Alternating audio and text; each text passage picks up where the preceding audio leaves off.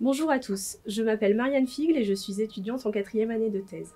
Ma thèse porte sur la réplication virale et plus précisément, j'essaye de caractériser les mécanismes de dépendance de la réplication virale à l'isoforme d'hexokinase exprimée dans des cellules hépatocytaires. Ce matin, alors que je prenais le métro pour venir jusqu'ici, il m'est arrivé quelque chose d'assez surprenant. Alors, je me suis assise pour lire un article sur le coronavirus. Vous savez, ce fameux virus qui fait un tout petit peu parler de lui ces derniers temps. Et à côté de moi, il y avait une vieille dame. Elle semblait vraiment malade, elle n'arrêtait pas de tousser. Au bout de quelques minutes, gênée, elle a pointé mon article du doigt et elle m'a dit « Vous le savez peut-être, vous, pourquoi ce foutu virus m'a rendu malade ?» Je l'ai regardée, un petit peu surprise au premier abord, puisque c'est exactement la question à laquelle je cherche à répondre au cours de ma thèse. Je cherche à savoir quelles stratégies les virus mettent en place pour infecter nos cellules et ainsi se propager dans notre organisme. Pour faire plus simple, imaginez que les cellules de notre organisme sont comme des usines. Elles tournent à plein régime pour produire un produit spécifique qui dans notre organisme s'appelle une molécule. Pour ce faire, les cellules ont besoin d'ouvriers. Ces ouvriers prennent le nom d'enzymes.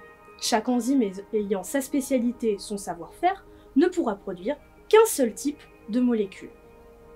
De l'autre côté, nous avons les virus. Eux, ce sont les méchants de notre histoire. Ils ne savent rien faire par eux-mêmes et ils vont chercher à exploiter les cellules en détournant les chaînes de production pour leurs propres besoins. C'est astucieux, car sans les cellules usines, les virus ne peuvent subsister dans le monde qui nous entoure. Alors c'est astucieux pour eux, par contre, pour notre santé, ça craint un peu.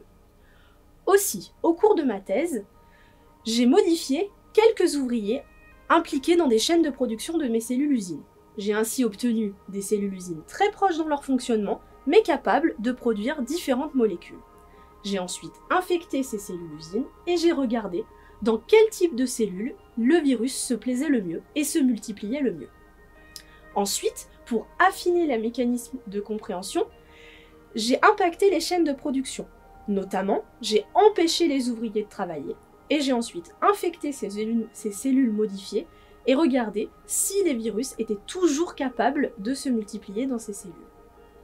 Ainsi, l'ensemble de ces connaissances a permis d'identifier des chaînes de production et des molécules qui étaient importantes pour les virus et leur multiplication.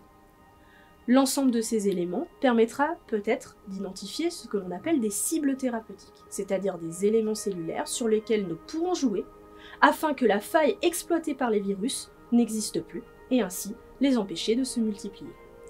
À ce moment-là, la vieille dame m'a souri et me dit « Alors vous me dites que peut-être grâce à vous et votre travail, plus personne ne serait malade à cause de ces foutus virus ?»